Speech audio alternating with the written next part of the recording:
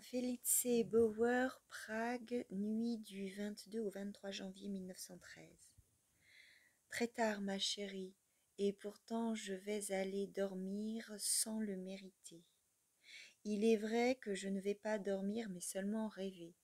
Comme hier, par exemple, où en rêve, je marchais sur un pont ou une balustrade de quai, deux écouteurs téléphoniques étaient posés là, par hasard, sur le parapet. Je les ai pris et mis sur mes oreilles, et je n'en attendais rien d'autre que des nouvelles de Pontus.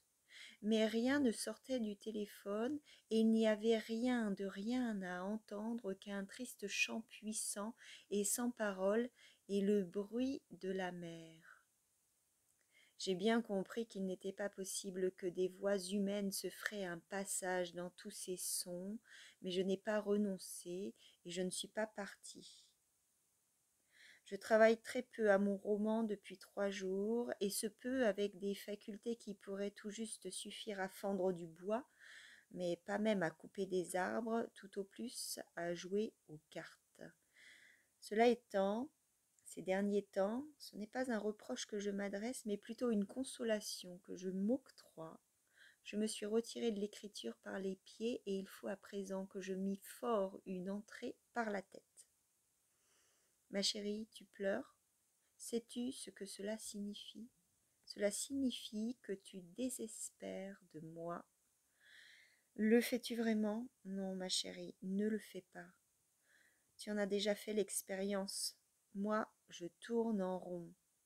À un certain endroit, un endroit qui revient toujours, je trébuche et je crie. Ne te mets pas à bondir. Au fait, arrives-tu à lire mon écriture? Un peu tard pour poser la question.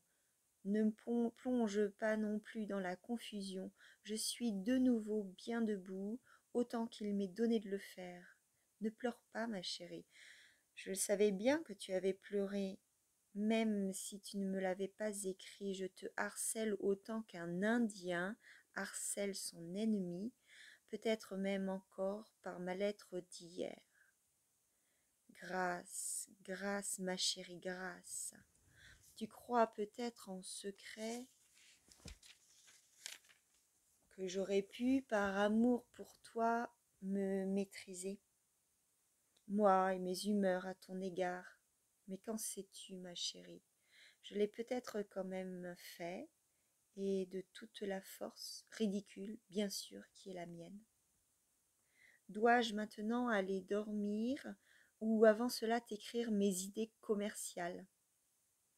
Non, je vais quand même te les écrire le moindre jour qui passe, sans qu'elles soient encore mises en place en pâtis. Vois donc les progrès que je fais en la matière. Récemment, j'ai proposé de faire un salon de musique, et il s'avère à présent qu'il en existe déjà 2 à Berlin depuis des années. Mais qu'il y en ait un seul dans chaque ville un peu importante, ça n'est pas vraiment si bien que ça. Et j'ai donné le conseil d'en mettre dans les hôtels, conseil qui se révèle à présent premièrement mauvais et deuxièmement dépassé. Il est vrai que cette tentative remonte à 6 mois. Peut-être que mes propositions d'aujourd'hui n'ont été mises en place que depuis un trimestre, et qu'ainsi je me rapproche peu à peu du temps présent. Du reste, il ne faut pas perdre espoir à propos des hôtels, et après un semestre, on devrait, en commerçant zélé, faire une nouvelle tentative. Quelques hôtels ont-ils déjà, malgré tout, acheté des parlographes? Ce ne serait peut-être pas un mauvais calcul d'en mettre à disposition d'un certain nombre d'hôtels à titre gracieux, et de forcer ainsi les autres à les acquérir. Les hôtels se livrent en général une concurrence féroce. Passons à mes nouvelles idées. 1. On installe un bureau de dactylographie dans lequel tout ce qui a été dicté au parlographe Lindstrom est transcrit dactylographiquement, soit à prix coûtant pour commencer, peut-être même un peu en dessous du prix coûtant. Tout cela pourra encore revenir moins cher si l'on se met à cette fin en rapport avec une usine de machines à écrire, laquelle, pour des raisons de promotion et de concurrence, proposera sûrement des conditions avantageuses. 2. On invente un parlographe, passe commande au chef d'atelier ma chérie, qui ne prendra la dictée que lorsqu'on aura introduit une pièce de monnaie. De tels parlographes pourront être installés partout où l'on trouve actuellement des automates, des mutoscopes et des machines de ce type.